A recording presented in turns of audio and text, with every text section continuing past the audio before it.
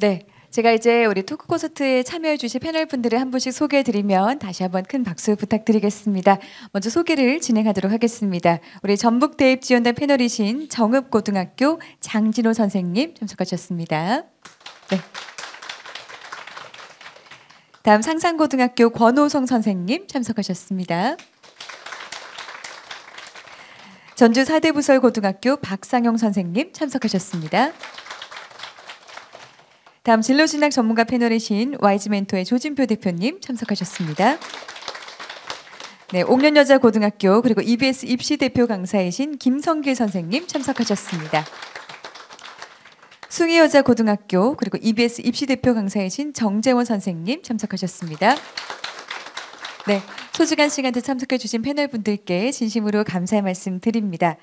이렇게 진로진학과 관련된 이야기를 나누기 위해서 패널 분들을 모셨는데요. 우리 패널 분들께서는 사회자가 주제와 관련해서 말씀드리면은 편안하게 얘기를 나눠주시면 감사하겠습니다. 그럼 저희가 이제 이 시간이 정말 타이트하게 느껴지거든요. 빠르게 바로 한번 첫 번째 주제부터 들어가 보도록 하겠습니다. 참고해 주실 사항은 저희가 토크 콘서트 내에서 드리는 주제는 사전에 FGI 심층 인터뷰를 통해서 학부모님들께서 궁금해하시는 주제를 바탕으로 질문이 선정됐다는 것도 기억해 주시면 좋겠습니다. 자, 그러면은 저희가 이제 첫 번째 주제는 중학생 자녀를 둔 학부모님들께서 평소에 많이 궁금해하시는 그 내용을 바탕으로 준비했습니다. FGI를 통해서 학부모님들께 고입 준비를 하면서 어떤 점이 가장 어려우신지 문의를 드렸었고요. 정보에서 보면은 답변에서 보면은 대다수가 정보가 조금 부족한 것 같다. 아니면은 제공하는 정보들이 상위권 학생들을 위한 정보인 것 같아. 또는 깊이가 조금 부족하게 느껴진다. 이런 답변들을 많이 해주셨다고 합니다. 자, 그래서 과연 이 고등학교 입시에 대한 정보를 어떤 경로를 통해서 조금 더 자세하게 얻을 수 있는지 이 부분에 대한 답변을 박상영 선생님께 조금 답변을 부탁을 드리겠습니다. 네, 전북교육청에서 운영하는 참고하실 수 있는 사이트가 있습니다. 대표적인 게 전북교육청 고등학교 입학 전형 포털 사이트입니다.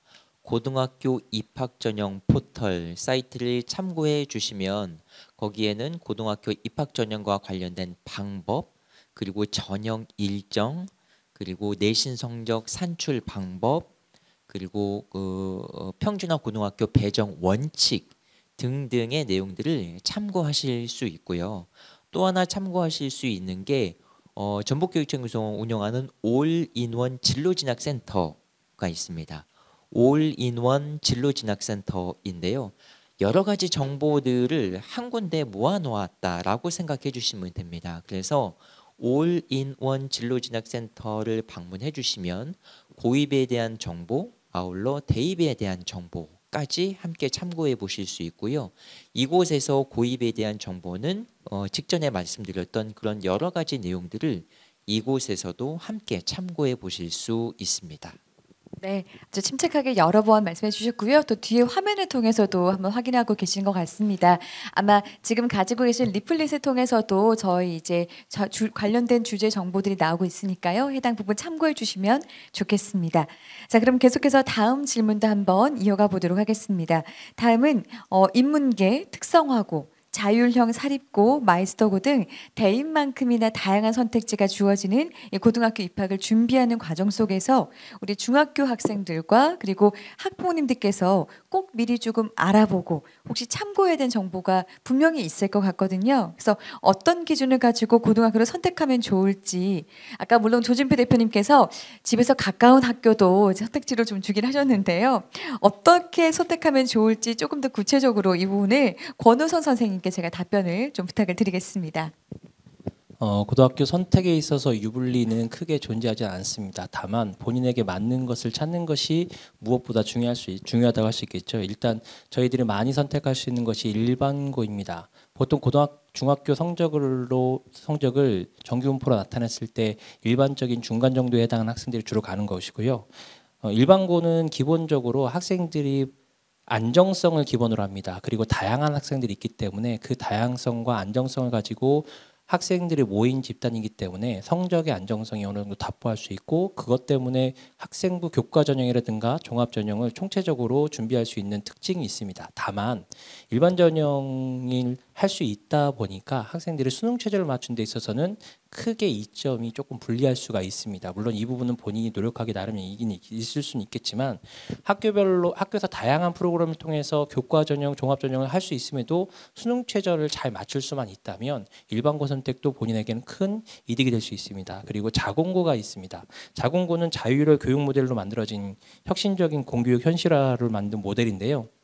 자공고는 자사고 자율형 사립고등학교의 다른 말로 자율형 공립고등학교 명칭입니다. 그래서 여러 가지 정책적 지원이라든가 금전적 지원이 있기 때문에 교육과정이나 혹은 교원 인사, 학사 일정 그리고 강사 섭외들에 있어서 조금 자유로움이 있고요. 지금 현재 전라북도에서는 양영고, 전주고, 솔레고, 전주여고, 진안 제1고가 현재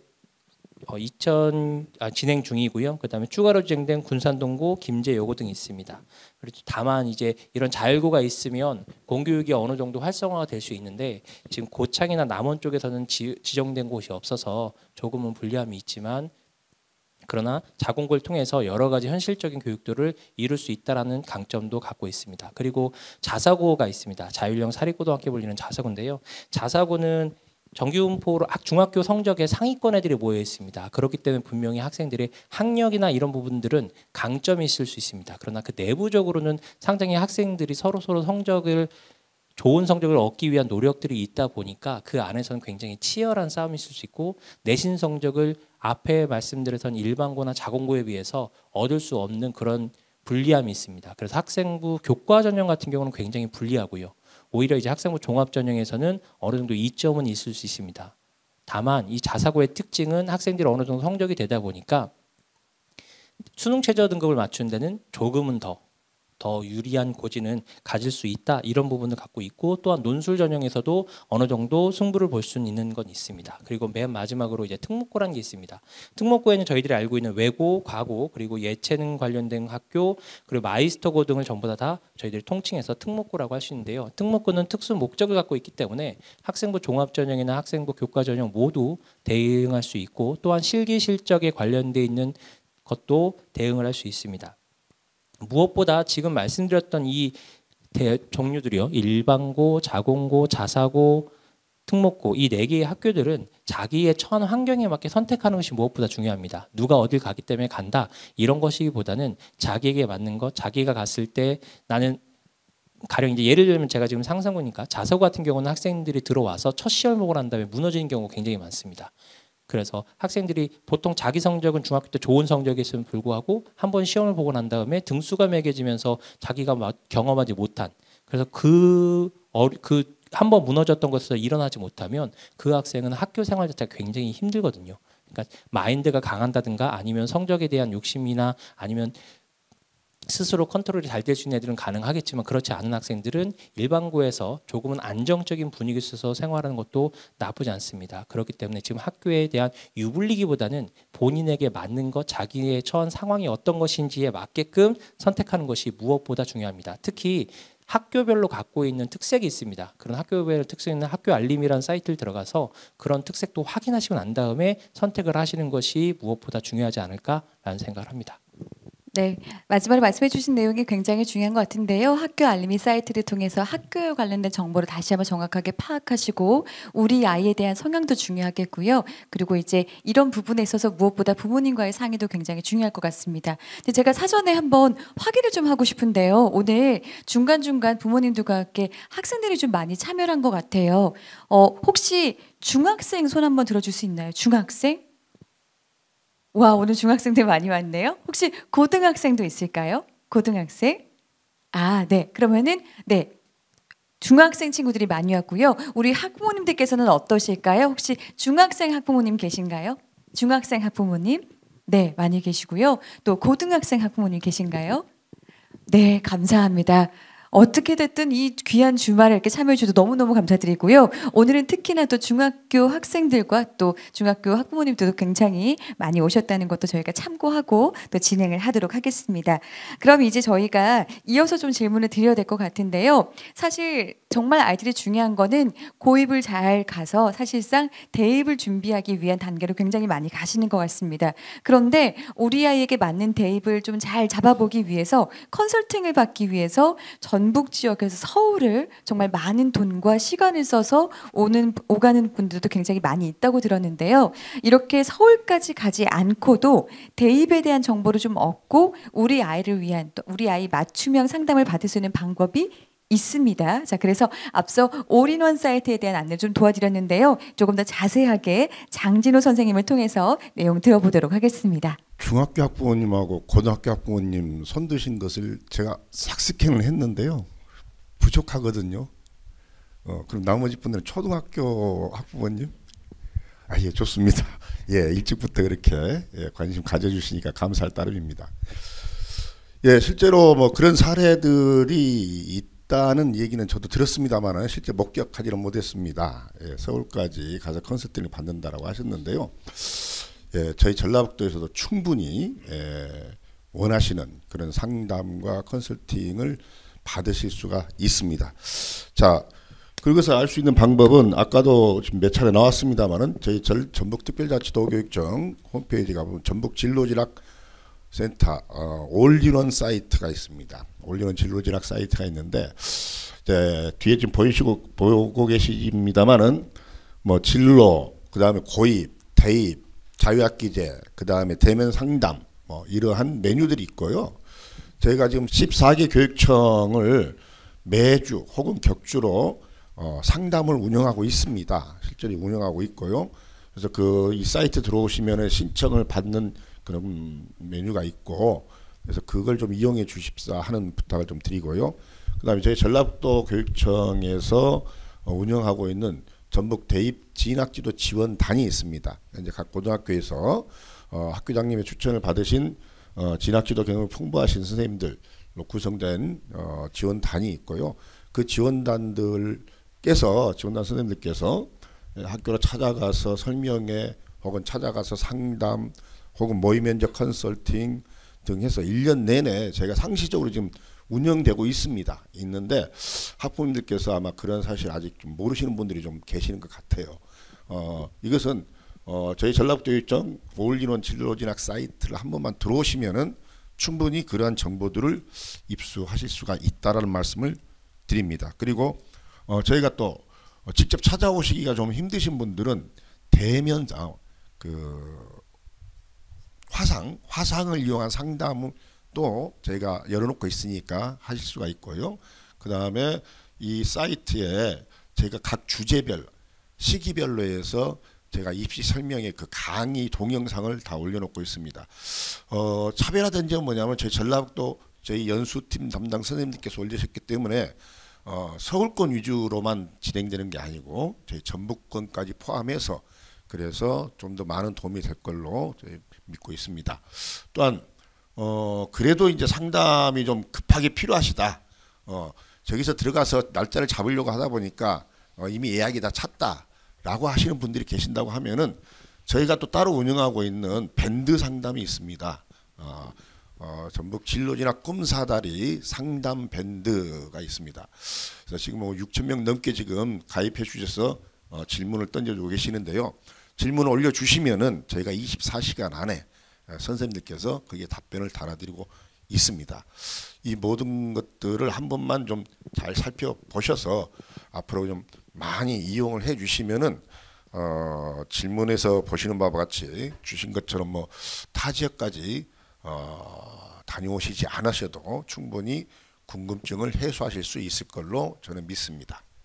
네, 답변 감사드립니다. 네, 지금 뒤에도 보여드렸던 올인원 사이트 그리고 전북 꿈사다리 밴드를 통해서 네, 문의를 좀 남겨주시면 좋겠고요. 특히 이제 이 밴드를 통해서는 가입하시고 정말 궁금한 질문들을 조금 더 간략하게 길게 늘어뜨리지 마시고 정말 필요한 질문들을 간략하게 바로바로 하셔가지고 정말 즉석에서 궁금한 답변들을 바로바로 얻어가시면 너무나 좋겠습니다.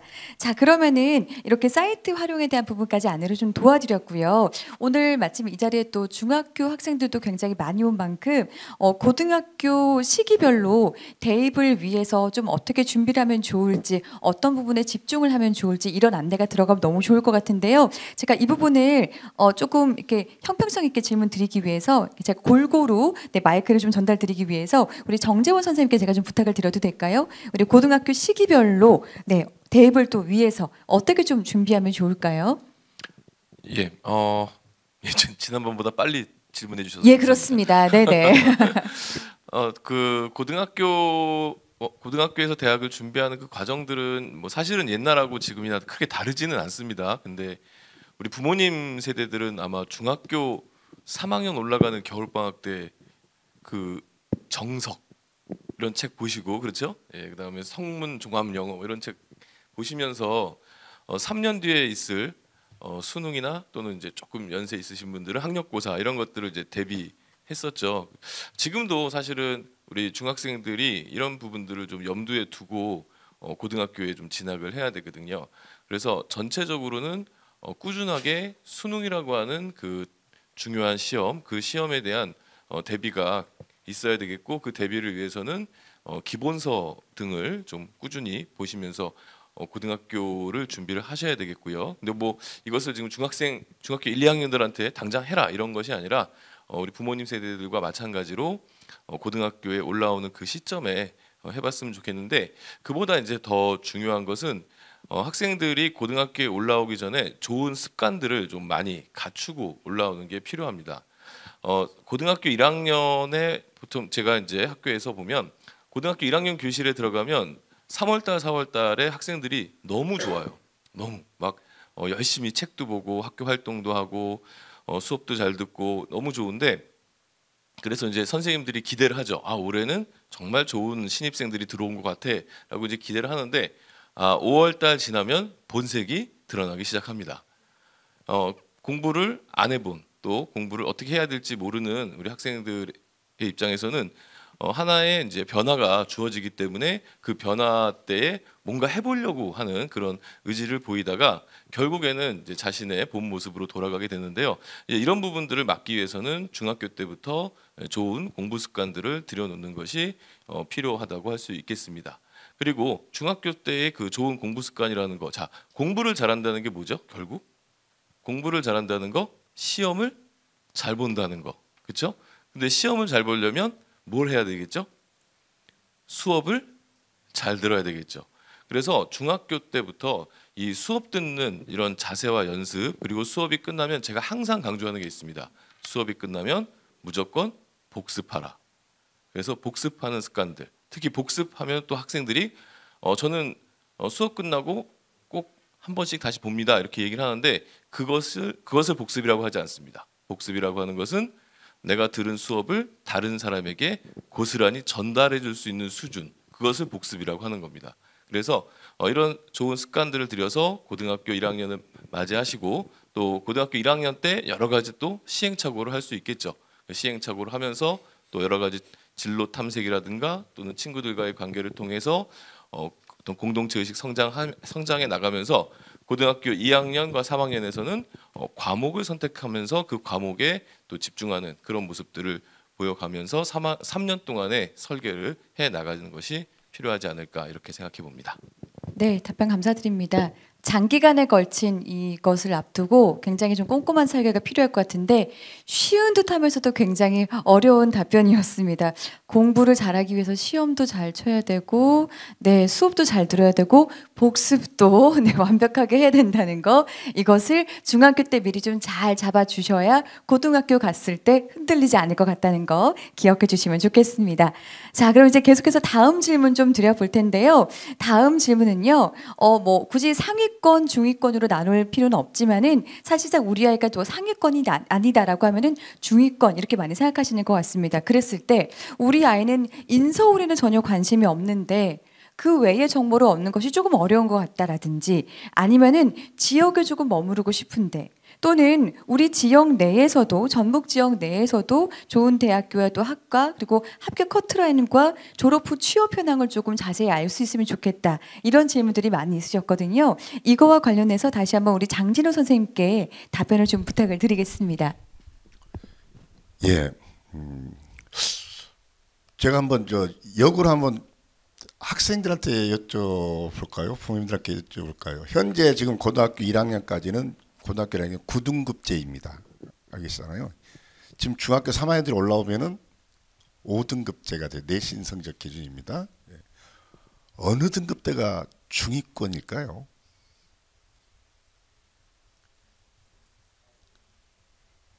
예, 그러니까 아마 학생들에게 물어봐도 각자 좀 대답이 다를 거예요. 그런데 이제 오늘 이 자리까지 찾아오시는 학부모님이나 학생들은 이제 다들 그 상위권을 꿈꾸거나 노리거나 아마 그러고 계실 걸로 생각이 드는데 사실 뭐 다양합니다. 학과에 있어서 그래서 저희는 상위권이다 중위권이다 이런 표현은 좀 가급적 저희는 자제하고 있고요. 학생의 어떤 적성이나 혹은 본인의 성적대에 맞는 지금 무슨 말이냐라고 하면은 간호학과 일단 취업이 잘 되는 대표적인 학과를 치자면은 뭐 의치야간수 빼고는 보건계열을 들 수가 있겠습니다. 그중에 대표적인 학과가 간호학과겠죠. 근데 간호학과는 제 전라북도 기준으로 따지자면은 전북대학교 간호학과다라고 하면은 좀 상당히 내신 컷이 높게 형성이 됩니다. 2등급 초반, 초중반 아무리 가도 그런데 그럼 그 등급이 아니면 간호사가 못 되느냐? 그건 아니잖아요. 그것은 본인의 역량에 맞춰서 얼마든지 갈 수 있는 것이 있거든요. 그래서 본인의 적성과 성적에 따른 선택을 하는 것이다라는 말씀 먼저 드리고 싶고요. 보건계열 일단 있겠습니다. 화면을 보고 있습니다만은 그다음에 대학별로 제가 이제 특별히 취업률이라든가 이런 걸 따져봤을 때 추천하고 싶은 그런 학과는 많이 있습니다만은 대표적으로 한두 개씩만 제가 소개를 해드리자면은 먼저 전주대학교 같은 경우에 부동산 국토정보학과가 있습니다. 아시다시피 이제 저희 전라북도에 혁신도시가 있고 혁신도시에 국토정보공사가 있거든요. 예, 그래서 이제 지역이 이제 특별채용 30% 의무적으로 돼 있다 보니까 그러한 방향으로 진출하고자 하는 학생들이 많이 노릴 수 있는 그런 학과다라는 것을 말씀드리고요. 또 전주대학교의 호텔 경영학과는 국내 취업보다는 해외 취업에 좀 더 특화돼 있는 그래서 상당히 많은 학생들이 해외 이른바 그 힐튼이라든가 하는 그런 호텔 체인으로 취업을 하고 있는 특화된 학과다라고 하는 것을 소개해드립니다. 지금 여기 원광대학교 같은 경우도 많은 학과가 정말 알짜배기 학과들이 많이 있습니다. 그 중에서도 2개 정도만 제가 또 소개를 시켜드린다면은 원광대학교 철도 시스템 공학부가 있습니다. 저희 전국적으로 이 철도 관련 학과를 개설해 놓고 있는 대학이 7개입니다. 7개. 예, 아주 그렇게 희귀성이 있는 거죠. 희소성이 있는 거죠. 저도 이게 교수님들을 통해서 알았는데 현재 철도공사에 근무하고 있는 직원들의 거의 70% 가까운 인원이 앞으로 10년 안에 퇴직한대요. 이게 초창기에 생겼을 때 무르르 들어갔다가 이제 그분들이 이제 연한이 차신 거죠. 앞으로는 좀 상당히 그래도 비전이 있고 상당히 취업에 있어서도 전망이 좋은 학과다라고 저 개인적으로 생각을 합니다. 자, 그다음에 원광대 컴퓨터 소프트웨어 공학과는 이것은 그 재정 지원을 받는 학과로서 6개월 교육 과정 후 취업과 연계하고 또 학교 다닐 때 교육비도 지원을 받는 참 좋은 학과라고 생각을 합니다. 군산대학교는 해양수산공공인지학과와 기관공학과가 있습니다. 아무래도 이제 바다를 끼고 있다 보니까 해양과 관련 학과가 특화된 학과인데요.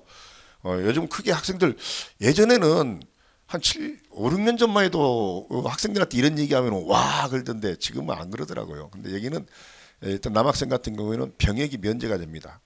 물론 그 해당 분야에서 근무를 해야 되지만은 그런 부분이 있다라고 하는 점. 그다음에 상당히 취업률과 그다음에 연봉에 있어서는 상당히 좋은 대우를 받고 있다라고 볼 수가 있겠습니다. 우석대학교 같은 경우에는 작업치료학과가 있는데 저희 전라북도에서 한 개 있습니다. 하나 있기 때문에 취업률이 90% 이상을 자랑을 하고 있고요. 그다음에 특수교육학과가 상당히 전국적으로도 좋은 평가를 받고 있는 그런 학과가 되겠습니다. 이 외에도 정말로 취업률이라든가 앞으로 미래 전망을 봐서 좋은 학과들이 너무 많은데 단지 지역에 있다는 이유 하나만으로 좀 저평가받고 있는 그런 실정입니다. 그렇기 때문에 앞으로 향후 이런 학과들도 이런 대학들도 한번 관심을 가져주시고 살펴봐 주시기를 부탁드립니다.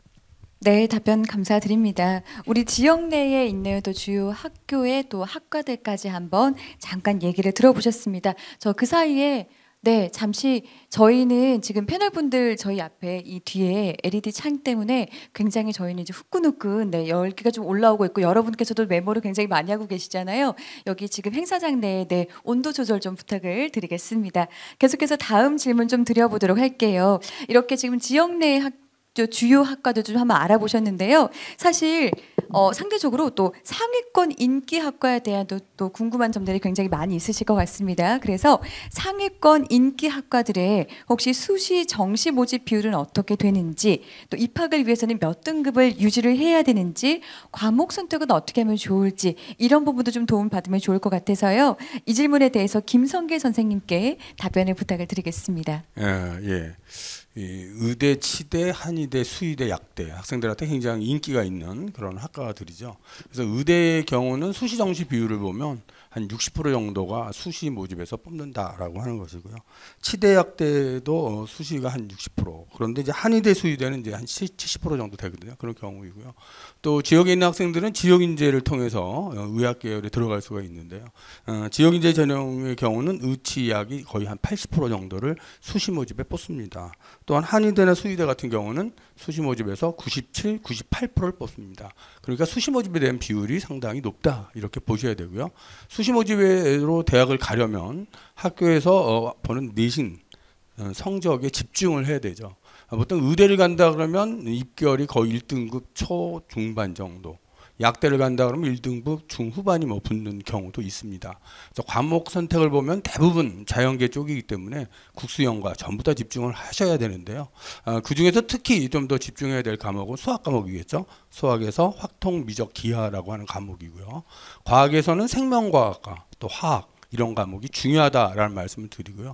한의대 같은 경우는 한문이나 중국어도 또 대학이 평가를 하기 때문에 그런 과목까지도 같이 집중을 해야 된다라는 부분입니다. 그래서 의학 계열은 학생들의 그 선호가 높기 때문에 입결이 높게 형성되거든요. 또 대학에 따라서는 수능 체제를 설정하는 경우가 있습니다. 그래서 학교 내신 관리에 집중하시고 수능 준비까지도 해야지 갈 수 있는 그런 학과다 이런 말씀을 드리고 싶습니다. 네. 감사합니다. 네, 정말 무겁게 느껴지는 1등급이라는 숫자를 함께 해주셨습니다. 자, 그러면은 이렇게 우리 학생이 좀 희망하는 학과 이런 부분이 좀 명확하지만은 사실 대학교 선택에 있어서 고민하시는 또 학부모님들이 굉장히 많으셨습니다. 거리 또는 뭐 학비, 생활비 여러 가지를 조금 고려해야 되는 그런 부분을 생각하시다 보니까 그냥 우리 아이가 성적이 좋지만 전북에 있는 학교를 좀 보내야 하나, 아니면은 그래도 좀 넓은 물에서 놀게 해줘야 되나, 서울로 보내야 되나 이런 고민들 많이 하시는 것 같아서요. 혹시 이런 고민하시는 학부모님들 위해서 우리 조준표 대표님께서 좀 도움될 만한 한 말씀 해주시면 감사하겠습니다. 네, 일단 그 중학교랑 고등학교는 좀 달라야 될 것 같다고 생각을 하는데요. 왜냐하면 중학교는 3학년이 투표권도 있는 성인이잖아요. 그러니까 대학을 간다라는 것은 감상적으로 무슨 뭐 교육을 배워야 되겠다 뭐 그런 거보다는 사실은 성인이니까 경제 활동을 하기 위한 무기를 갈고 닦으러 가는 곳이 대학이다 이렇게 생각하시는 게 맞기 때문에 서울에 있는 지역의 대학들이냐 지역에 있는 대학들이냐 이거는 취업이 얼마나 용이하고 잘 되느냐 이걸 보시면 되는데 기준은 아주 간단합니다. 우리 장진호 선생님이 얘기한 그 지금 추천하신 과 있잖아요. 사실은 저게 다 법에 관련된 과들입니다. 응급재난구조법, 뭐 그다음에 저기 노인요양법, 뭐 다 이런 거거든요. 우리나라는 법치국가라서 그 지역이 망하지 않으려면 반드시 있어야 되는 직업들이 있습니다. 예를 들면 익산시에 익산시청 없으면 안 되죠. 공무원 되는 그런 과들이 있어야 되고요. 학교 없으면 안 되죠. 선생님 되는 과들이 있어야 되고요. 병원 없으면 안 되죠. 그래서 지역인재 전형하는 거고요. 약국 없으면 안 되죠. 그런 거 하는 겁니다. 그렇죠? 그래서 항상 이 지역을 유지하기 위해서 반드시 필요한 인재들을 공급하는 과들은 항상 그 지역 대학을 가는 게 유리할 수가 있습니다. 예를 들면 제가 그저께 충북대학교의 토목공학부 졸업생들이 어떻게 가는가 봤더니 지금 충청도 공무원으로 몇백 명이나 가 있더라고요. 그죠? 그러니까 그 지역을 나와서 그 지역의 공무원이 될 때는 굉장히 이제 좋은 제도가 되는 겁니다. 그런데 만약에 여기 우리 아이가 요즘 현대 미디어가 발달해서 미디어 관련된 연예 엔터테인먼트 사업 관련된 쪽으로 가고 싶다. 근데 우리 전라북도에는 그런 회사가 없지 않습니까? 그렇죠? 그런 직업을 원할 때는 그 직업이 제일 발달한 곳, 즉 우리나라에서 수도권이 되겠죠. 거기 가서 관련된 학과를 가려고 하는 게 굉장히 중요하죠. 예를 들면 엔터테인먼트 사업하는데 맨날 지나가다 보는 YG 있고 뭐 이런 그 기업이 있는 그런 서울에서 봐야 기회가 많을 수밖에 없는 거죠. 그래서 대학교 홈페이지 가보시면요. 우리나라 대학들도 좀 반성해야 되는데 입학처의 홈페이지는 너무 화려합니다. 막 애들을 유혹해야 되기 때문에 예쁘게 입학 요강도 만들어요. 그런데 과에 들어가 보면 취업 통계를 내놓는 학과는 별로 없습니다. 그런데 그 취업 통계를 만약에 전북대 안에서 무슨 과가 내놓고 있다면 자신 있고 신경 쓰는 과들입니다. 그렇죠? 그런 데가 알짜배기라는 걸 신경 쓰시면 좋을 것 같고요. 그래도 잘 모르겠다 하면 아까 우리 고교 알림이, 학교 알림이가 있는 것처럼 대학 알림이 사이트가 있는데 거기에 가보면 나라에서 강제하기 때문에 해마다 취업률을 딱 유지 취업률까지 해서 다 내놓고 있는데 정말 같은 대학 안에서도 편차가 굉장히 심합니다. 그래서 높은 데는 그 지역을 나와도 필요한 그런 인재들을 많이 공급하기 때문에 중요한 거. 그런데 굉장히 낮은 데들도 있거든요. 그런 데는 사실은 이 지역에서 공부하는 게 안 맞는 거. 이런 것들을 여러분들이 쉽게 확인하실 수 있으니까 그런 것들을 참고하시면 좋을 것 같습니다. 네, 감사합니다. 고등학교 알림이, 대학교 알림이, 그리고 또 역으로 대학교 희망하고 가고 싶은 대학교부터 해서 역으로 학과까지 체크를 해서 밑으로 내려오시면서 한 번 더 준비하고 알아보시는 것도 도움이 될 것 같습니다. 네, 그럼 계속해서 제가 또 다음 질문도 드릴 건데요. 이렇게 도교육청에서 좋은 프로그램들을 많이 가지고 있습니다. 또 진로 진학에 대한 상담이나 다양한 프로그램들을 진행을 하고 있는데 사실 이런 정보들이 우리 학부모님들께 제대로 전달되지 못해서 참여를 못 하시는 경우가 많다고 합니다. 특히나 이 진로 진학 상담과 관련된 정보를 접하셨을 때 다들 정말 아쉬워하셨는데요. 그래서 이 부분은 우리 익산 지역에서 진행하고 있는 상담 일정이나 프로그램에 대해서 권호성 선생님께서 공유해 주시면 감사하겠습니다. 네, 아까도 장진원 선생님께서 말씀하셨던 것처럼 진로진학센터에 들어가게 되면 다양한 정보들이 제공돼 있습니다. 진로진학센터에 들어가시게 되면 권역별 상시 상담을 신청할 수 있고요. 그리고 찾아간 농어촌 상담도 신청할 수 있고 수시정시 집중 상담이나 그리고 모의 면접도 모두 다 신청할 수가 있습니다. 그리고 아까 말씀하셨던 것처럼 대입정보TV를 통해서 유튜브를 통한 필요한 정보들을 찾아서 들으실 수도 있고 꿈사다리 상담밴드를 통해서 필요한 내용들을 찾을 수 있습니다. 뿐만 아니라 저희들이 아까 말씀드린 권역별 상시 상담이 익산 지역 같은 경우는 학생들의 인원수가 어느 정도 있기 때문에 매주 실시합니다. 좀 인원수가 적은 데들은 격주로 실시하는 것에 비해서 익산이나 군산 그리고 전주 이런 좀 대도시들은 매주 실시하는데 익산은 매주 화요일날 예정되어 있습니다. 표를 보시면 아시겠지만 18시 30분부터 21시 20분까지 총 4차실 운영되고요. 1회차에 약 40분 정도 운영을 합니다. 조금 짧은 시간이긴 하지만 그래도 집중력 있게 진행을 하려고 하고 있고 익산교육지원청 1층 따순카페에서 하고 있는데요. 이거는 지역정별로 운영하고 있기 때문에 신청은 아까도 말씀드린 것처럼 진로진학센터 그 웹사이트에서 해야겠지만 항상 상시적으로 진행이 되고 있다. 아까 되게 열심히 아까 그 황은호 장학사님인가요? 되게 열심히 하시거든요. 그러니까 준비 잘하고 있으니까요. 필요한 정보들 있으면 빨리빨리 신청하시고 꼭 궁금증을 해결하셨으면 좋겠습니다. 네, 답변 감사드립니다. 그리고 계속해서 이제 다음은 많이들 또 궁금해하시는 농어촌 전형에 대해서 좀 안내를 해보도록 하겠습니다. 농어촌 전형으로 학교 원서 쓰면은 다른 전형에 비해서 경쟁률이 좀 낮고 커트라인도 일반 전형에 비해서 낮다라는 말을 좀 들어서 농어촌 전형에 관심을 가지시는 분들이 굉장히 많은데요. 실제로 2024년 기준 전북 내의 대학교 농어촌 전형 경쟁률과 또 커트라인이 일반 전형과 비교했을 때 어땠는지 이 부분에 대한 답변을 박상용 선생님께 답변을 좀 부탁을 드리겠습니다. 네, 농어촌 전형은 도시에 비해서 열악한 환경에 있는 농어촌 학생들만 지원할 수 있는 전형을 따로 만든 겁니다. 그러면 누가 지원할 수 있느냐라고 하면 크게 자격 유형은 두 가지인데요.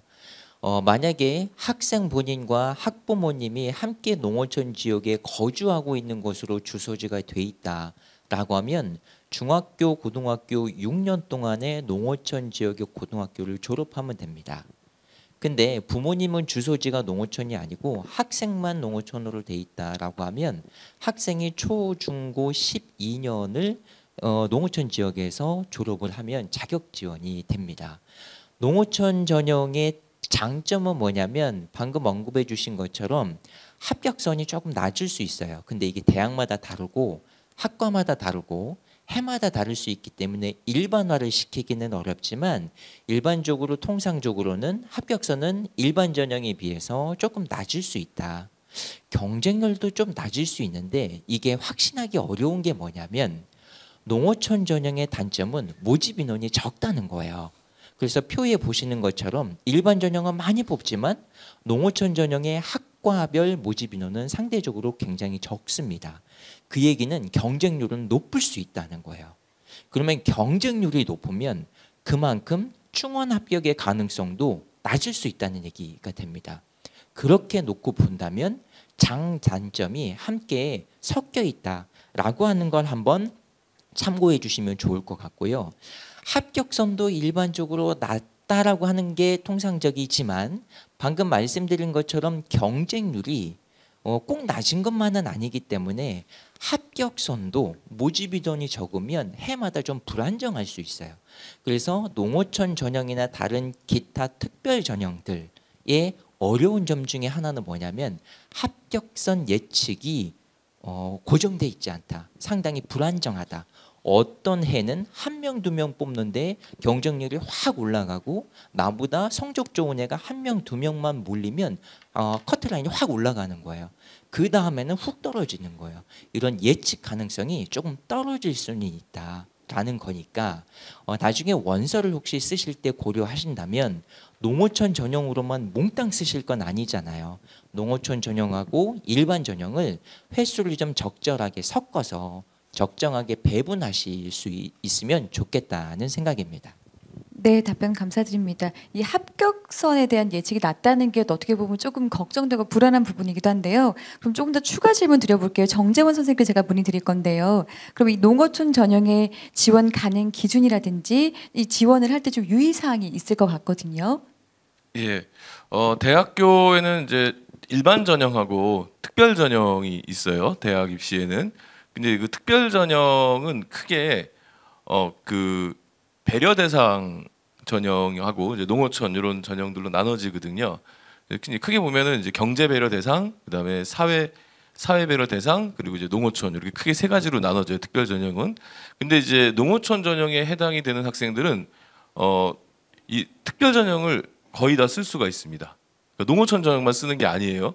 그러니까 농어촌 전형도 해당이 되고 고른 기회 전형에 해당되는 대학이 많습니다. 고른 기회 전형은 보통 경제적 배려 대상자를 기준으로 하고 있지만 거기에는 농어촌 전형에 해당되는 학생들도 자격이 됩니다. 그러니까 농어촌에 해당되는 친구들은 두 군데 다 쓸 수 있는 거죠. 같은 학교 안에서도 일반 농어촌도 쓸 수 있고 고른 기회도 쓸 수 있어요. 또 하나 있습니다. 뭘까요? 지역 인재입니다. 그래서 농어촌에 해당되는 학생들은 일단 기본적으로 특별 전형 세 가지를 쓸 수가 있습니다. 그런데 농어촌 전형은 우리 전라북도 지역만 농어촌 전형에 해당되는 학생이 있는 게 아니죠. 저 경상도에도 있고, 저 충청도에도 있고, 그러니까 다 농어촌 학교들은 다 존재하고 또 농어촌 학교에는 1등급부터 9등급까지 다 학생들이 있습니다. 그런데 공교롭게도 고른 기회 전형의 경우에는 뭐 전국적으로 다 존재하지만 저희가 경험적으로 봤을 때 고른 기회 전형 중에 주로 경제적 배려 대상 전형 대상자들 그 친구들이 대체로 성적이 높지가 않아요.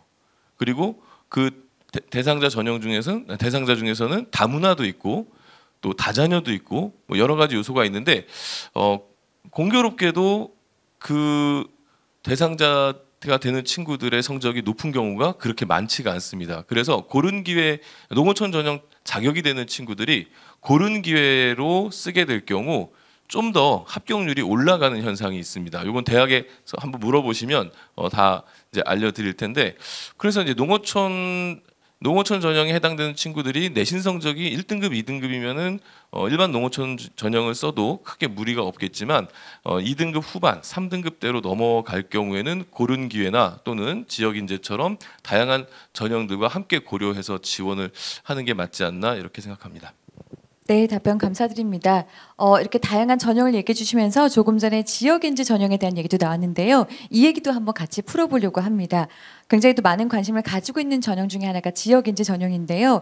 이 지역인재 전형이 해당 대학 소재 내 학생들을 일정 비율 이상 선발하는 전형으로 알고 계시고요. 우리 전북 지역 내에서도 지역인재 전형을 활용을 해서 지역 내 우수한 대학으로 입학이 가능합니다. 자, 그러면 이 지역인재 전형에 선발되기 위한 조건이 과연 어떻게 되는지, 그리고 2028년 대입부터 또 기준이 달라진다고 들어서 달라지는 기준까지 함께 권호선 선생님께 답변을 좀 부탁을 드리겠습니다. 일단 헷갈리실 수 있는 용어부터 한번 정리를 해보도록 하겠습니다. 지역 균형 전형이 있고요. 지역 인재 전형이 있습니다.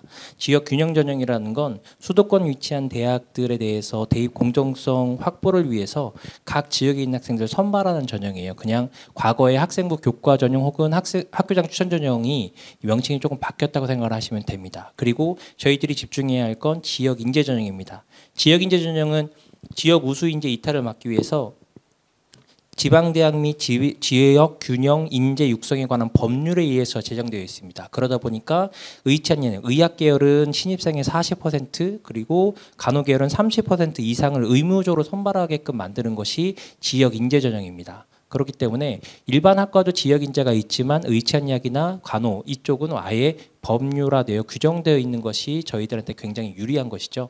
우리 지역은 두 가지 형태가 있습니다. 특히 전북에서 쓸 수 있는 전형이 있거든요. 기본적으로 지역 인재 조건은 호남 지역에서 입학과 졸업을 해야만 지역 인재 자격을 받을 수가 있습니다. 이건 호남 지역이 되는 건데 우리 지역에는 특정한 대학이 두 군데가 있습니다. 하나는 전북대학교인데요.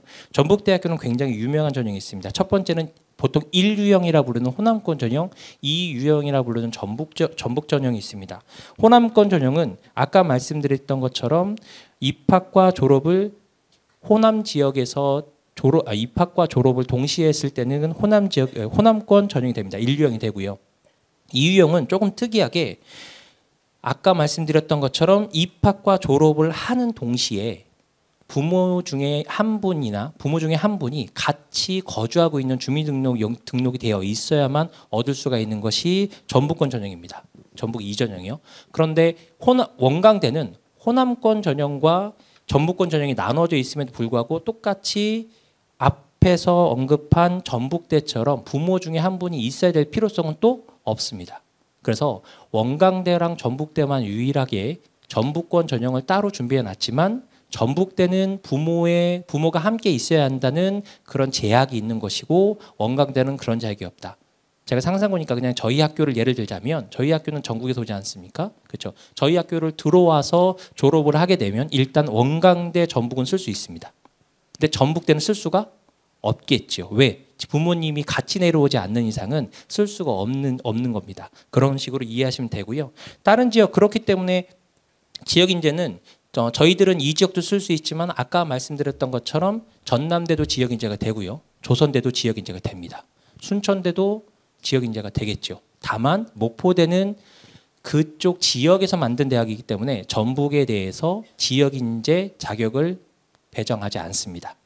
그런 부분에 대해서만 한번 확인하시면 되고, 자, 참고적으로 25학년도 입학생부터는 조금 더 바뀌었습니다. 이게 어떻게 바뀌었냐면 수도권이 아닌 지역에서 아까 우리가 봤던 거는 뭐였냐면 입학과 졸업을 해당 지역에 와서 입학과 졸업을 하게 되면 얻게 되는 게 지역인재였지만 이제 지역인재가 수도권이 아닌 지역에서 중학교를 나와야 됩니다. 수도권이 아닌 지역에서 중학교를 졸업하고 그리고 해당 지역에 있는 고등학교에 와야만 지역인재 자격을 걷는 거예요. 다시 말해서 중학교를 수도권에서 나온 상태에서 전북으로 들어왔다면 지역인재 자격을 얻을 수가 없습니다. 그런데 충청도에 있다가 전북으로 들어왔다. 지역인재 자격을 얻을 수가 있겠지요.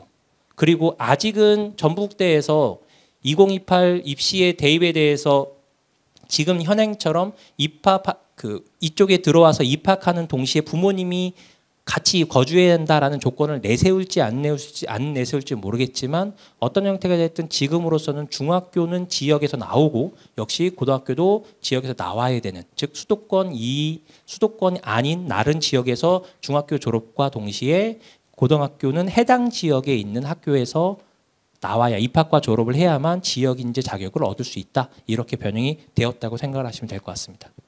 네, 지역 균형 전형 그리고 지역 인재 전형 잘 한번 차이점을 생각해 보셔야 될 것 같고요. 그리고 지역 인재 요건도 조금 다르다는 것도 잘 기억하셔가지고 한 번 더 헷갈리시면은 포털 사이트에서도 좀 검색을 해보시면서 확인하시고 비교하셔서 우리에게 맞는 전형으로 선택하시면 좋겠습니다. 자, 그러면 계속해서 지금 지역 인재 전형과 관련된 얘기를 하고 있는데요. 이 전형으로 지원할 경우에 일반 전형보다 경쟁률이나 커트라인이 좀 낮다라는 이야기를 듣는 적들이 좀 있다고 합니다. 자, 그래서 실제로 2023년 기준 일반 전형과의 경쟁률, 커트라인 차이가 궁금해서 이 부분과 관련해서 장진호 선생님께 답변을 좀 요청을 드리겠습니다. 예.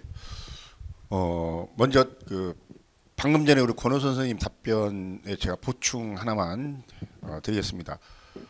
답변 중에 이제 순천대, 목포대가 나왔는데 그런 약학과 때문에 지금 말씀을 하셨던 거고요. 목포대학교 약학과 같은 경우에는 올해까지는 제 전라북도 학생들은 지원할 수가 없습니다. 하지만 현재 고등학교 2학년부터는 전라북도 학생들도 지원할 수 있게끔 문을 열었다라고 하는 말씀을 추가로 드립니다.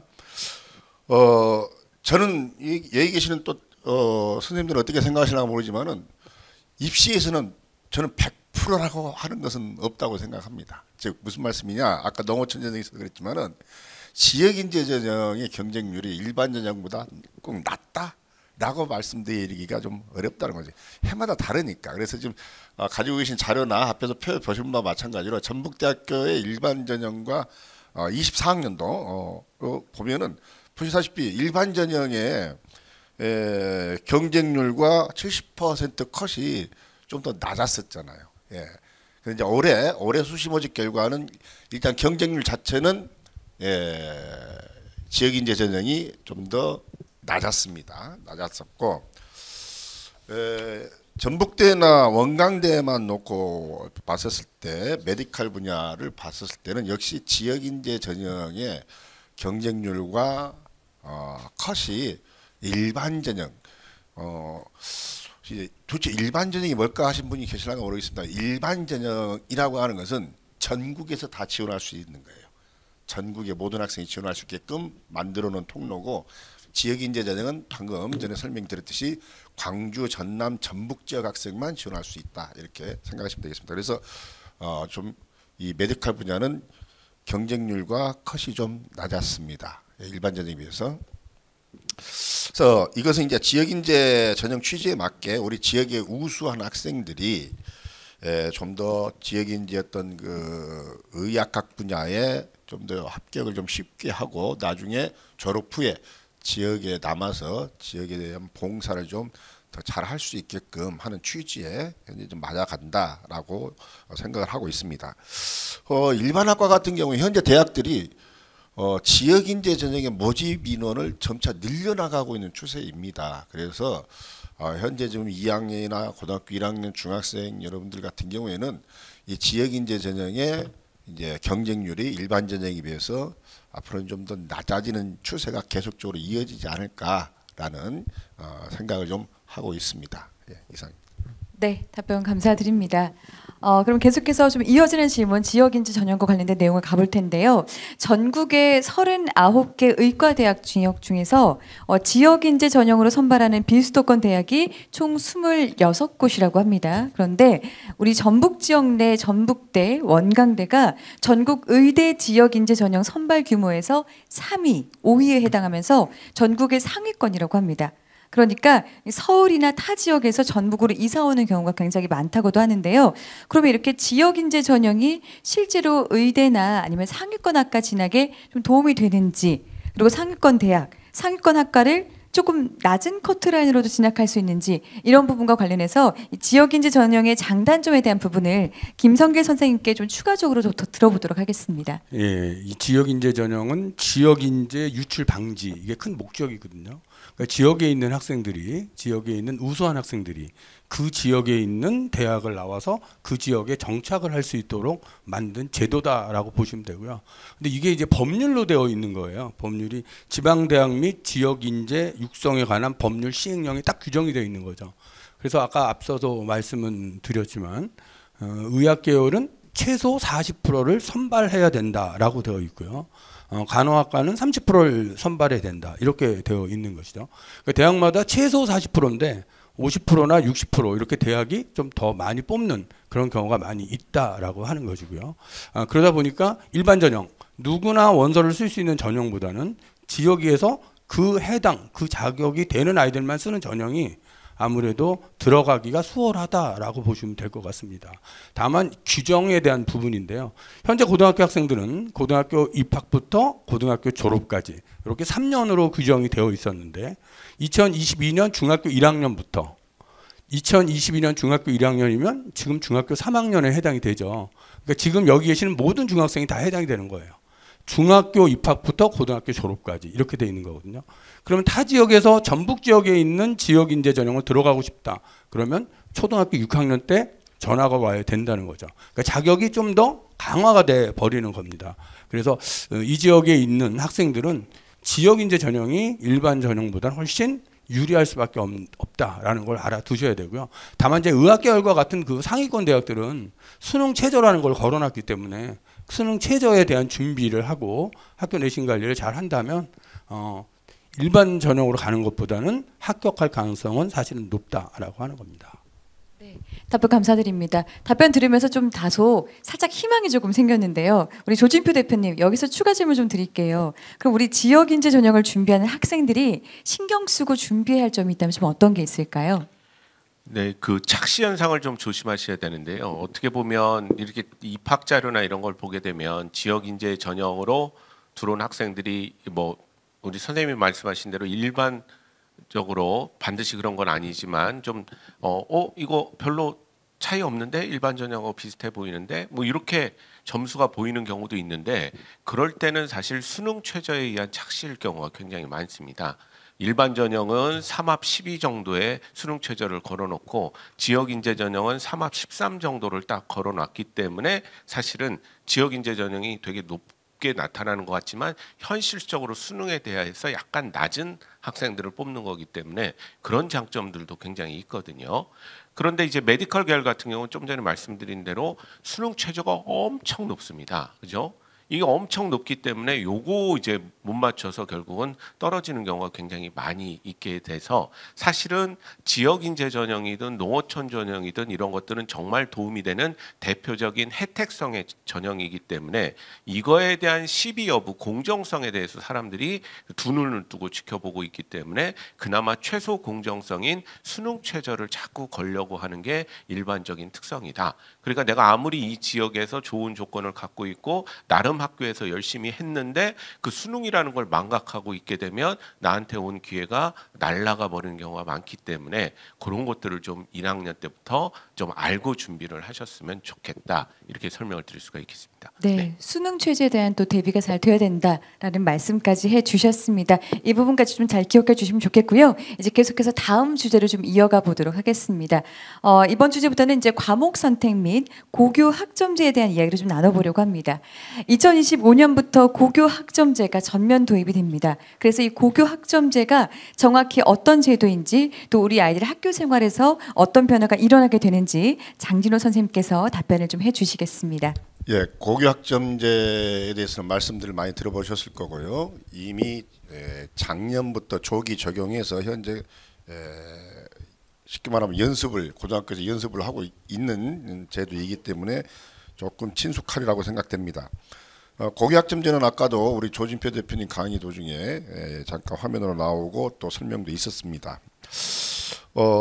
학생들이 자신의 어떤 기초 소양과 기본 학력에 따라 진로 적성에 따라 과목을 선택해서 이수를 하고 그 이수 기준에 도달이 되면은 졸업하게 되는 제도입니다. 이게 무슨 말이냐라고 하면 현재 고등학교 1학년까지는 출석에 대한 조건만 있습니다. 진급과 졸업을 하는 데 있어서 출결 조건만 채우면은 심지어 그 학생이 3년 동안 내내 백지 답안지를 내고 빵점 전 과목을 0점을 맞았다고 하더라도 진급이 되고 졸업이 되고 있습니다. 현재는. 하지만 공약점제에서는 이제 하나가 더 추가가 되었습니다. 예, 그게 과목 출석률, 즉 수업 3분의 2 이상 수업 일수를 채워야 되고요. 졸업이 가능한 이제 4급 성취율을 또 과목별로 해야 됩니다. 그러니까 40% 쉽게 말하면 100점 만점에 각 과목별로 모든 과목에 걸쳐서 40점 이상씩을 맞아야 된다는 말씀이에요. 예, 그래야 됩니다. 그래서 그럼 한 과목이라도 과목 40점을 못 맞으면은 그 과목은 이수가 안 되는 거죠. 학점을 못 딴 거예요. 부모님들 대학을 생각하시면 됩니다. F에 F 쉽게 얘기하자면은 그럼 그것은 채워야 되겠죠. 그래서 방학 중에 이용해서 그 과목의 보충 지도를 받거나 다른 과목으로 대체해서 하는 식으로 해서 그 학점을 채워야 됩니다. 채워야만 졸업이 됩니다. 졸업이. 그래서 총 192학점을 채워야 되고요. 그 외에 이제 학교의 어떤 교육 과정이 바뀌게 되고 학생들 개개인마다 심지어는 개개인마다 수업 시간표가 달라질 수가 있습니다. 예, 본인이 각자 자신에게 맞는 과목들을 선택하는 제도이기 때문에 2학년 때부터는 아마 같은 반 친구들이라도 시간표가 달라지게 되는 그런 현상을 가지고 오시게 될 겁니다. 또 꼭 학교 내 수업뿐만 아니라 다른 학교 가서 수업을 들을 수도 있고요. 또는 온라인을 통해서 혹은 학교 밖에 전문가나 전문기관에 가서 수업을 이수한 것도 학점으로 인정이 됩니다. 그러한 제도 변화가 생기게 되고 그 다음에 현재 고교학점제에 맞춰서 각 고등학교에서는 그린 스마트 작업이 계속적으로 진행돼, 즉 이제 그 학교 교실 구조를 갖다가 거기에 적합하도록 지금 공사가 다 이루어졌고 혹은 아직 진행 중인 학교들도 있습니다. 뭐 이런 여러 가지, 그래서 부모님들께서 다니셨을 때와는 정말 180도 달라지는 그런 고등학교 환경으로 바뀌게 된다라고 쉽게 좀 이해를 해주셨으면 좋겠습니다. 네, 답변 감사드립니다. 그럼 계속해서 고교학점제와 관련된 추가 내용을 좀 이어서 좀 질문 드려보도록 할게요. 제가 정재훈 선생님께 질문 드릴 건데요. 그러면은 2025학년부터 네, 학생별 맞춤형 교육을 위해서 전면 개정된 교육 과정이 적용이 되고요. 그러면은 대입 및 평가 제도에 대한 것도 좀 변화가 생길 것 같아서 지금과 비교해서 한번 좀 설명을 부탁드려도 될까요? 예, 아까 그 손든 학생들 중에 중학생들이 많아서 이게 뭔 소린가 하고 있을 수도 있을 것 같아요. 왜냐하면 이제 중학교에서는 과목과 교과가 구분되지 않거든요. 중학교 수업은 3년 내내 국어, 3년 내내 수학, 3년 내내 영어 이렇게 해요. 근데 이제 고등학교는 국어라는 교과 안에 국어라는 같은 맥락의 수업은 존재하지만 고등국어, 문학, 독서, 작문 이렇게 나눠집니다. 다 세분화는 나눠지고요. 그리고 이제 그 중학교 때는 수업 시간이라고 얘기하는데 시수 또는 이제 수업 시간. 근데 고등학교는 그동안 단위라는 표현을 썼어요. 일주일에 몇 번 들었느냐가 이제 단위라는 표현을 썼고 대학에서는 그걸 학점이라는 표현을 썼죠. 일주일에 3시간 들은 수업을 3학점 수업 이렇게 했었잖아요. 이제 고등학교도 그렇게 대학처럼 그 일주일에 들은 수업 시수만큼을 이제 학점이라는 표현으로 이제 쓰게 되는 겁니다. 그리고 똑같이 성적이 안 나오면 대학처럼 성적이 안 나오면 역시 이제 보충 학습을 이제 하는 이런 방식으로 가는 게 고교 학점제인데 당장에 이제 내년부터 시행이 되죠. 근데 이제 고등학교 1학년 과정은 크게 달라지는 것은 없습니다. 왜냐하면 국민 공통교육 과정이라고 해서 대한민국 국민이라면 누구나 다 들어야 될 국어, 영어, 수학, 사회, 과학, 그다음에 이제 거기에 과학 실험까지 해서 이제 기본적인 교과목들을 이수하게 되고요. 또 1학년 입학하자마자는 학생들이 과목을 선택하기가 어렵잖아요. 뭐 중3 겨울방학에 선택할 수가 없으니까. 그래서 보통 이제 고등학교 1학년은 학교에서 제시된 선택 과목과 학교 그 국가에서 제시된 그 교과목을 배우게 되는 겁니다. 그런데 이제 2학년 올라갈 때부터는 조금 전에 말씀드렸다시피 이제 세분화된 그런 과목들을 배우는 거예요. 근데 이 과목에는 크게 두 가지 성격이 나눠집니다. 이제 하나는 뭐냐면 국어, 영어, 수학과 같은 이제 기능, 이거 우리 도구 학문이라고 하거든요. 기능. 그러니까 앞으로 내가 책을 읽기 위해서는 국어가 필요한 거고 영어 책을 읽기 위해서는 영어가 필요한 거죠.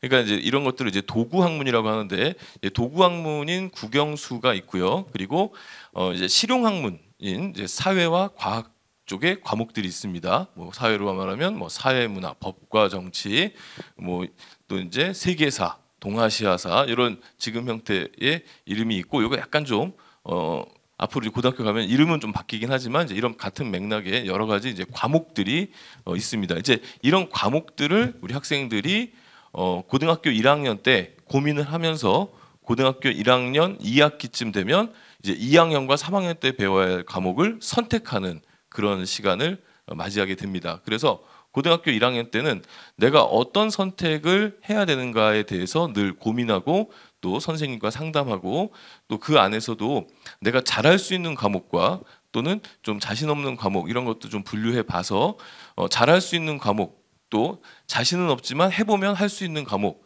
이거는 도저히 불가능한 과목 이렇게 한번 나눠서 그 과목 선택의 고민을 좀 해보시면 좋을 것 같아요. 우리나라 대학교는 약간 미국식 대학을 좀 대학 제도를 좀 많이 따르게 되죠. 근데 미국식 대학의 입학 수시 입학이라고 하는 것이 미국은 이제 늘 수시 입학을 해요. 우리나라는 1년에 한 번 수시 입학을 하지만 미국 대학은 그 아무 때나 대학 학생을 뽑는다 해가지고 그게 이제 수시가 되는 겁니다. 수시로 뽑는다 해서. 근데 우리나라는 이제 제도적으로 정착하는 과정에서 이제 문제가 많아서 이제 그 한 번만 수시 접수를 하지만 어쨌든 우리는 좀 미국식인데 미국식 그 학생부 종합전형 입학사정관 전형의 특징은 스토리입니다. 스토리. 그래서 이제 2학년과 3학년 때 대학을 목적에 두고 어떤 그 스토리를 보여주느냐인데 그 스토리를 보여주는 형태가 교과 세부 능력 특기 사항도 있겠지만 이제 과목 선택을 할 수 있기 때문에 이제 과목 선택의 그 과정도 하나의 학생들의 이제 스토리로 이제 평가를 받게 되는 거죠. 그래서 1학년 때는 그런 스토리를 어떻게 만들어갈 것인가에 대한 고민을 좀 많이 해야 되고 그러면서 동시에 국영수라는 기능적 과목들을 탄탄하게 어떻게 만들어갈 것인가 이것도 같이 두 가지를 고민해야 된다 이렇게 정리할 수 있겠습니다. 네, 답변 감사드립니다. 제가 이렇게 질문 드리면서 계속 시간을 좀 체크를 하고 있는데 사실 주어진 시간이 이제 많이 남지 않은 것 같아서 이어서 드리는 질문들을 조금 더 이제 간략하게 답변을 부탁을 드리겠습니다. 앞서 우리 정지원 선생님께서 과목에 대한 이제 뭐 좀 자세한 얘기를 해주셨는데요. 사실 가장 중요한 거는 그래서 도대체 우리 아이의 진로와 적성에 맞는 과목을 어떻게 선택하면 좋을지 이게 사실 헷갈릴 수 있거든요. 그래서 조진표 대표님께 이 학과별 권장 선택 과목에 대한 좀 잘 고를 수 있는 방법에 대한 좀 팁이 혹시 있을까요? 지금 학생들이 좀 와서 이건 학생들한테 부탁을 하고 싶은 거거든요. 뭐냐면 사람이 어떤 누군가를 좋아하면 계속 궁금하잖아요. 오늘 뭐 하고 있을까, 뭘 먹었을까, 뭐 이러듯이 우리 축구를 좋아하면 게임에도 피파 게임을 할 거고, 그러면 아이콘 매치도 찾아볼 거고, 그 다음에 또 이번 주에 토트넘이 몇 시에 하는지 찾아볼 거고, 좋아하면 목표로 하면 찾아보게 돼 있거든요. 본인이 연세대학교를 가고 싶다고 목표하면 괜히 연대가 좋은 거죠. 자기 학교도 아니면서 이번에 노벨상 받아서 너무 흐뭇하고 막 이런 게 그러면 자꾸 궁금하니까 찾아가 보게 되고 기사 찾고 홈페이지에 들어가 보게 되거든요. 가보면 딱 바로 쉽게 찾을 수 있습니다. 연세대학교 입학처나 관련된 학과에 들어가 보면 신소재공학부에 오려면 우리 신소재공학부 개요. 우리는 물리, 화학, 생명과학을 잘하는 학생들을 원한다. 이렇게 홈페이지에 딱 나와 있어요. 그게 요구하는 과목이 되게 되는 겁니다. 권장 과목. 그래서 목표를 좀 구체적으로 스카이하지 마시고 만약에 그냥 나 고대 가고 싶다 하면 그걸 자꾸 목표로 갖고 찾아보세요. 그러면 쉽게 발견할 수 있는 게 권장 과목이고 그걸 이해를 해야 대학 가서도 방황을 하지 않게 된다. 그걸 좀 설명드리고 싶습니다. 네, 학교 그리고 이제 학과 그리고 이제 우리가 더 나아가서 취업률까지 한번 생각을 해보게 될 것 같고요. 자, 그래서 제가 이제 나머지 한 두 가지 질문 좀 정리를 도와드리고 있는데 딱 맞춰서 질문을 주셨습니다. 이렇게 고교 학점제 전면 도입을 앞두고 나서 타 지역에 비해서 개설될 수 있는 과목이나 교사 인프라가 부족한 부분에 대해서 그냥 좀 잘 시행이 될 수 있을지 걱정을 좀 많이 하고 계시거든요. 그래서 우리 도교육청에서는 우리 학생들의 과목 선택권 확대를 위해서 전북 온라인 학교를 올해 개교를 했습니다. 이 온라인 학교에 대한 소개가 좀 필요할 것 같아서 권호성 선생님께 답변을 부탁을 드리겠습니다. 일단 질문 하나 드리겠습니다. 온라인 학교 개교를 했는데요. 온라인 학교가 그렇다고 온라인에만 존재하는 건 아닙니다. 실제 위치가 있어야만 거기서 방송을 만들 수가 있을 거 아니에요. 그렇죠? 온라인 고등학교는 어디에 있을까요? 김제시 김제고등학교 바로 옆에 위치하고 있습니다. 그래서 거기에서 선생님들이 필요한 것들을 만들고 그리고 그걸 송출하는 것들이 이루어지고 있는데요. 온라인 학교는 학교에서 개설하기 힘든 것들을 대신 어느 정도 충원해주는 일종의 실시간 쌍방향 온라인 수업을 제공하고 있는 겁니다. 그러다 보니까 학점 이수 지원하는 학교로서 학교에서 소수 강자에 의해서 개설하기 어렵거나 혹은 신기술 새로운 조금 더 신기술 신산업에 관련되어 있는 강의를 개설할 수 없을 때 그것들을 지원하는 것이 온라인 고등학교입니다. 그래서 온라인 고등학교는 총 두 가지로 나뉘어갖고요. 하나는 개방형 교육과정을 하는 경우가 있고요. 하나는 주문형 교육과정이 있습니다. 아까 개방형 교육과정은 학생들이 너무 소수가 되어 있을 때의 것들을 하는 것으로서요. 조금 더 나와 있는 대로 그대로 읽어보면 개방형 교육과정 같은 경우는 학생 수요 맞춤형 교육과정으로 개별 고등학교의 학생들이 소속 학교에 이수를 원하는 과목이 개설되지 않을 때 학교장의 승인을 받아서 만드는 거고요. 그 다음에 주문형 교육과정 같은 경우는 단위학교 요구에 따라서 만들긴 하나 단위학교에서 개설이 실제로 어려운 과목을 온라인 교육과정에서 만들어지는 겁니다. 결국 온라인 교육과정은 학생들의 선택권을 보장하고 학생들이 이수를 할 수 있게끔 지원하는 것이라 생각을 하시면 돼요. 그렇기 때문에 고등학교 진학하셨을 때 내가 진학한 학교에는 이런 것이 왜 없냐라고 하시기보다는 그런 것들에 대한 방법론을 찾아보시면 충분히 여러분들이 이수할 수 있는 기회와 그리고 이수할 수 있는 과목들이 있다는 것을 다시 한번 인식하셨으면 좋겠습니다. 네, 감사합니다. 전북 온라인 학교도 한번 사이트도 잘 한번 확인해 주시면 좋겠고요.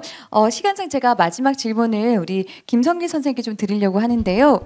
우리 학부모님들께서 또 많이 궁금해하시는 것 중에 하나가 생기부입니다. 그러니까 이 학교 생활 기록부가 우리 아이들의 고등학교 3년간 학생들의 성장과 변화에 대한 그런 기록으로 또 대입 전형 자료에서 아주 중요한 역할을 하고 있는데요. 근데 이 생기부의 모든 내용이 대입에 반영되는 건 아니라고 합니다. 그래서 조금 신경 써서 준비해야 될 부분이 주요 항목이 어떤 부분일지 아니면 또 미반영되는 항목이 어떤 부분이 있을지 이 부분에 대한 답변을 부탁을 드리겠습니다. 예, 생활기록부에는 여러 가지 항목이 있습니다. 대학에서 주로 반영하는 것은 교과 세특이라고 하는 것이 있고요. 그다음에 창의적 체험활동, 종합의견 이 세 가지 항목을 반영한다라고 보시면 될 것 같습니다. 기타 수상이나 독서 활동이나 외부 봉사나 자율 동아리도 있는데 이것은 대학이 반영하지 않습니다. 가장 중요한 것은 교과 세특, 교과 세부 능력 특기 사항이라고 하는 것이죠. 이것은 수업 시간의 기록입니다. 선생님은 수업을 하면서 학생들을 관찰하고 토론도 시키고 발표도 시킵니다. 그래서 그 아이가 수업 시간에 발표한 내용을 가지고 선생님은 교과 세부 능력 특기 사항에 기록을 하는 것입니다. 그래서 이 세특을 잘 관리한다는 것은 수업 시간에 적극적으로 참여한다는 것입니다. 그래서 학생이 특히 자신이 관심 있는 과목에 좀 더 집중할 필요가 있고요. 왜냐하면 대학이 그 부분을 좀 더 가중치를 주기 때문이겠죠. 그래서 모든 교과 세특은 그 과목의 역량을 나타내는 것이다. 이렇게 생각을 하시면 되고요. 그다음에 자신의 어떤 전공 관련 진로 역량을 나타내고 싶다면 창체 역량에 자율활동, 동아리활동, 진로활동이 있습니다. 그런 활동을 통해서 자신의 적성과 흥미, 또 자신의 관심 분야 이런 것들을 표출할 수 있다라고 보고요. 그다음에 종합의견이 있는데요. 종합의견은 학년 말에 담임 선생님이 기록합니다. 그래서 그 아이의 총체적인 기록이 될 텐데요. 이것은 대학을 갈 때 추천서의 성격을 띠고 있습니다. 학생이 어떤 분야에 관심이 있고 어떤 부분에 집중을 하고 남을 위해서 어떻게 배려하고 나눠주고 리더십을 키웠는지 이런 부분을 적는 것이 종합의견입니다. 그래서 학교 생활을 충실히 하는 것이 가장 중요하고요. 대학은 어떤 아이를 뽑고 싶냐면 대학 들어와서 공부 잘할 것 같은 아이를 뽑는다. 그러면 고등학교 때 공부 잘한 아이가 대학 들어와서도 잘할 아이일 거고 학교 생활을 충실히 한 아이가 대학에서도 충실히 할 거라라는 가정을 뽑는다. 이런 부분을 말씀드리고 싶습니다. 네, 답변 감사드립니다. 이렇게 오늘 좀 시간을 꽉 채워서 패널분들 모시고 토크 콘서트 진행을 해봤는데요. 아쉽지만 시간 관계상 이제 저희가 준비한 질문에 대한 부분은 좀 마무리를 해야 될 것 같습니다. 우선은 솔직하게 말씀해주신 우리 8분의 패널분들께 좀 큰 박수 부탁을 드리겠습니다. 네. 6분이네요. 제가 잘못했고요. 자, 그러면은 이제 또 이어서 진행할 부분이요. 우리 학부모님들께서 정말 오랜 시간 또 집중해 주시고 자리를 채워주고 계신데요. 마지막 순서로 질의응답을 조금 받아보려고 합니다. 오늘 들으신 내용이라든지 또는 평상시에 진로진학과 관련해서 궁금한 점이 있었던 부분이 있으시다면은 손을 들어주시면은 저희 이제 관계자가 마이크를 전달 드리도록 하겠습니다. 다만 이 질문에 있어서 우리 아이와 관련된 너무 개인적인 질문은 공개적으로 답변을 드리기 쉽지 않다는 점, 네, 참고로 좀 부탁을 드리겠습니다. 혹시 질문이 있으신 학부모님 계실까요? 네, 원래 공개적으로 질문을 드리면은 조금 더 곤란하시기도 하신데 혹시 손 드셨나요? 네, 저기 손 들어주신 우리 학부모님께 마이크 전달 한번. 학생 손 들었나요? 마이크 전달 좀 부탁을 드리겠습니다. 그 고교 이수학점제에서 과목을 이제 이수를 하게 이제 해야 졸업을 해야 한다고 했는데. 그 지금 일반고에서 그 개설이 안 돼 있는 과목들이 만약에 이게 꼭 이 필수 이수를 해야 하는 과목 중에서 개설이 안 돼 있을 경우에는 그 아까 말씀하신 그 온라인 학교에서 다 이수를 할 수 있는 건지 아니면 따로 그 학교 그 필수 과목이 개설된 학교를 갖다가 그 해서 가야 하는 건지. 우리 박상용 선생님 혹시 해당 내용 관련 답변 가능하실까요? 질문 주신 사항에 대해서. 네네. 네. 고등학교 졸업을 하기 위해서 필수로 이수해야 되는 과목인데 고등학교에 개설되지 않는 경우는 없습니다. 졸업을 꼭 해야 되는데 그 과목이 고등학교에 개설이 안 돼 있어 그런 경우는 없고요. 필수로 해야 되는 과목들 공통과목, 기본 과목은 다 고등학교 개설이 되어 있고 아까 전에 내내 말씀드린 뭐 온라인 학교라든지 또 더 추가로 언급드릴 수 있는 학교 밖 교육과정, 즉 공동교육과정이라든지 이런 것들을 이용할 수 있는 건 그 외에 졸업하는데 꼭 들어야 하는 그런 과목이 아니고 나의 학업 역량을 드러내거나 진로 역량을 드러내거나 탐구 역량을 드러내는데 이런 과목을 추가적으로 더 하면 좋을 것 같아 하는 것들은 온라인 학교, 학교 밖 교육과정 등등을 활용하실 수 있습니다. 다시 한번 졸업을 위해서 꼭 필요한 과목 근데 우리 학교에 개설이 안 돼 있어 그런 경우는 없습니다. 네, 졸업을 위한 필수 과목은 학교에 되어 있다. 아마도 네. 그 아까 답변하시면서 대학의 필수 과목 뭐 이런 그 의미로 네. 말씀을 하신 것 같아요. 쉽게 말하면 아까 뭐 연세대학교 화공생명을 가려는데 거기서 요구하는 학과 신서지공학과에서는 아까 뭐 물리화학 생명과학인데 만약 그런 과목이 개설이 안 돼 있을 때 는 어떻게 하느냐 뭐 그런 의도의 질문이셨던 것 같습니다. 제가 들었을 때는 예 대학을 들어갔을 때 그런 것은 이미 다 예, 쭉 나왔지만은 공동교육과정이나 언어프 학생이 직접 주말에 그 가까운 근처 학교에 그런 과목이 개설돼 있는 과정이 있어요. 그러면은 거기 찾아가서 주말에 수업을 듣는 걸로 해결하거나 도저히 그러지 못할 형편이 되면은 온라인을 통해서 그런 과목을 이수를 하시면은 됩니다. 예. 지금은 예, 모든 게 갖춰져 있습니다. 본인의 의지의 문제입니다. 그것은. 네. 답변에 도움되셨길 바랍니다. 혹시 또 추가적으로 질문하실 네, 여기 이쪽에 학부모님께 마이크 전달 부탁을 드리겠습니다. 안녕하세요. 하나만 여쭤볼게요. 그 아이들의 진로가 계속 바뀌잖아요. 하고 싶은 게.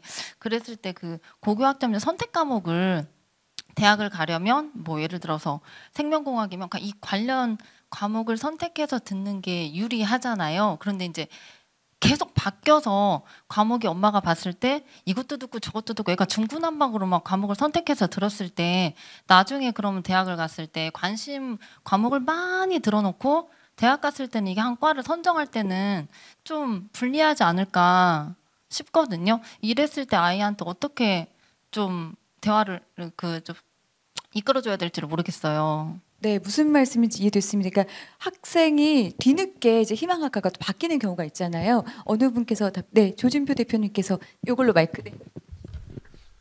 근데 뭐 과거는 돌릴 수 없잖아요, 그죠? 그죠?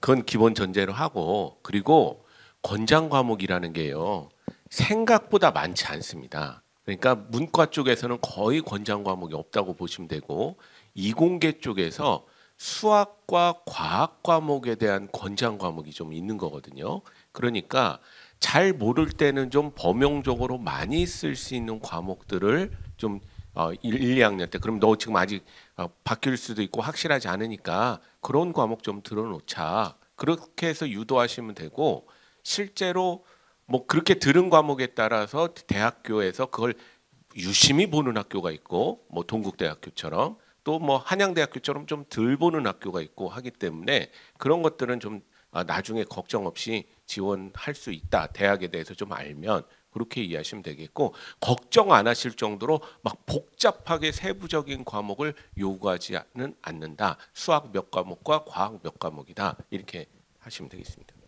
예, 뭐 조금 보충 답변해드리면 진로가 바뀌죠. 예, 학생들 바뀌는 게 당연한 겁니다. 안 바뀌는 학생이 이상한 학생입니다. 그러니까 거기에 대해서는 너무 걱정하지 마시고요. 근데 과목 선택에서 이제 맥락 없이 갑작스럽게 뭐 문과 계열의 과목 듣다가 갑자기 이과 계열의 과목을 듣는다가 하면은 좀 혼란스럽긴 하죠. 그리고 대학 입장에서도 어느 정도의 그 대학 학과와 관련된 관심도를 보는 부분이 있기 때문에 근데 이제 전형이 대학 입시 전형이라는 건 내신만 가지고 그러니까 다른 요소 없이 내신 성적에 나타나는 숫자만 갖고 뽑는 교과 전형이 있고요. 그다음에 논술로 뽑는 논술 전형도 있고 수능 점수만 가지고 뽑는 정시 전형이 있습니다. 지금 저희가 이제 과목을 잘 선택하고 이렇게 하라고 하는 부분은 학생부 종합 전형에만 이제 해당이 되는 부분이 되기 때문에 만약에 이제 학생이 좀 더 좀 진로에 대한 명확성이 없으면은 다른 전형 요소들을 활용하셔도 되고요. 또 하나는 이제 대학이 올해부터 그 전공 자율 선택제라는 것을 많이 도입을 했습니다. 그래서 대학 가서도 자신의 진로가 얼마든지 바뀔 수 있고 또 바뀌게 되면은 2학년 대학교 2학년 대학교 3학년 때라도 자신의 학과를 바꿀 수 있는 이런 제도가 만들어져 있거든요. 그러니까 너무 진로에 부담 갖지 않으셔도 될 것 같습니다. 네, 그러면은 저희가 이제 시간 관계상 저희가 현장 질문은 추가적으로 받지 못하고요. 대신에 사전에 질문을 남겨주신 것 중에서 공통된 부분이 좀 있어서 이것만으로 좀 마무리를 하려고 합니다. 그러니까 계속해서 지금 우리 학부모님들께서 아이들의 학생 질문 받아야죠. 아우 귀한 우리 학생, 네, 학생 질문 하나 받아볼까요? 네. 마이크 나옵니다. 네. 그 늦게 와서 얘기를 이미 했을지도 모르겠는데 요즘 자유학과들이 많이 생겼잖아요. 진로가 없는 친구들을 위해서. 근데 이게 사실은 의치대 같은 높은 컷들의 학과를 떨어진 친구들이 자유학과를 가서 나중에 의대를 노리는 친구들이 가는 거라고 들은 적이 있는데 정말 그런 건지 그리고 또 자유학과를 희망을 한다면은 어떤 과목들을 열심히 해야 하고 생기부 방향성은 어떻게 적어야 하는지가 궁금합니다. 네, 요거 네 우리 네 선생님께서 자유전공 이제 무전공이라고도 하죠. 이게 이제 학생부 종합전형에 모두 해당이 될 텐데 학과를 정해놓고 그 학과에 대한 준비를 해서 들어가는 전형 이게 이제 일반적인 학생부 종합전형이고요. 이 무전공 같은 경우는 학과를 정하지 않고 들어가서 대학 수업을 하면서 2학년 올라가면 선택하는 그런 부분이거든요. 그래서 학과를 정해놓고 뽑는 부분은 그 부분에 대한 전공 관련된 활동을 많이 보고 뽑는 것이고 이런 무전공 같은 경우에는 다양한 경험성을 많이 봅니다. 이 아이가 얼마나 많은 다양한 경험을 했을까 이런 부분을 보면서 선발하는 것입니다. 그래서 전공이 정해지지 않았다면 여러 가지 이 활동을 골고루 해보시고 무전공으로 들어가신 다음에 거기서 올라갈 때 선택할 수 있다. 하지만 이제 의대나 자격증이 있는 라이센스가 있는 학과들이 있어요. 사대나 이런 경우에는 차단되어 있기 때문에 그런 부분은 잘 살펴보시고 전략을 짜야 될 것 같습니다. 네, 답변 감사드립니다. 이게 계속해서 이 진로와 적성과 관련된 부분들이 굉장히 좀 많이 답답하신 것 같아서 조진표 대표님 제가 이거 하나만 질문 드리고 마무리하려고 합니다. 그러니까 우리 아이가 지금 내용 보시면은 우리 아이의 적성에 맞는 진로가 어떤 것일지 너무 궁금하다. 나와 맞는 진로 적성 찾기가 어렵다. 이거는 학생의 질문 같거든요. 이 진로 적성이 아이들에게 결국엔 굉장히 고민되는 부분인데 어떻게 좀 잘 찾을 수 있을까요? 아니 그 뭐 우리 여기 부모님도 계시지만 우리 어른도 진로 못 찾아서 막 이직하고 그러는데 어린아이들이 찾기는 쉽지는 않죠. 그러나 많은 학습 이론에서 동기가 있을 때 더 능력이 향상된다는 것은 동서고금의 진리이기 때문에 자꾸 아이들 보고 목표를 가지고 뭔가 하라고 얘기를 하는 거거든요. 그래서 우리 선생님이 얘기하신 대로 꿈은 자주 바뀌는 게 일반적입니다. 일관된 애가 아주 특이한 스타일이기 때문에 바뀔 것을 걱정하지 말고, 그러나 없는 것보다는 지금 이 순간에 가장 좋아하는 것을 일단 목표로 하는 것이, 내 적성은 뭘까 이렇게 고민하는 것보다 아 우리 수업 시간 여러 개 들었는데 이상하게 저 과목에 꽂힌다, 저쪽은 저 열심히 잘하는 애도 뭐 할 수 있을까, 그걸 일단 목표로 삼고 해보니까 아닌 것 같아 하고 바꾸는 이런 어떤 방법을 취하는 게 더 현실적이지 않을까 싶습니다. 그래서 나 잘 모르겠어 이러지 말고 제일 좋아하는 걸 일단 목표로 삼으시는 게, 제일 좋아하는 거 점수 일단 잘 나오는 거, 그렇죠? 거기서부터 출발하시는 게 맞겠다, 이렇게 설명드릴 수 있습니다. 네, 좋아하는 방향을 좀 잘 찾아가라는 말씀까지 해주셨습니다. 네, 이제 이렇게 해서 우리 학부모님들의 또 정말 적극적인 소통과 더불어서 저희가 질의응답까지 좀 마무리해봤는데요. 이렇게 또 열정적으로 함께해 주신 학부모님들이 계셨기 때문에 오늘 토크 콘서트 잘 진행을 할 수 있었습니다. 자, 그럼 이제 마지막 이제 말씀을 드리려고 합니다. 이제 뒤에 화면에 띄워드릴 건데요. 마지막으로 뒤에 화면에 보시는 오늘 만족도 조사 QR코드가 있습니다. 참여해주신 학부모님들께서는 이 QR코드를 촬영하셔서 만족도 조사에 참여를 부탁을 드리겠습니다. 해당 설문조사 결과는 우리 학부모님들의 의견을 보다 적극적으로 수렴하고 검토하기 위한 자료로 활용될 예정입니다. 그리고 지금 가지고 계시는 리플릿을 통해서도 QR코드는 촬영하실 수 있으니까요. 이 점 참고 부탁드리겠습니다. 그리고 토크 콘서트 시작 전에 등록처에서 검사 이용권을 배부를 해드렸습니다. 검사 이용권 같은 경우에는 이용권 뒷면에 사용 방법이 자세하게 나와 있으니까요. 이 부분 참고하셔서 검사를 진행하시면 좋겠습니다. 지금 많은 분들께서 설문조사 참여해주고 계신데요. 너무너무 감사드리고요. 이렇게 긴 시간 함께 주셔서 정말 고맙습니다. 이상으로 2024 진로진학 토크 콘서트 익산권역 토크 콘서트를 모두 마치도록 하겠습니다. 함께 해주신 여러분 대단히 고맙습니다.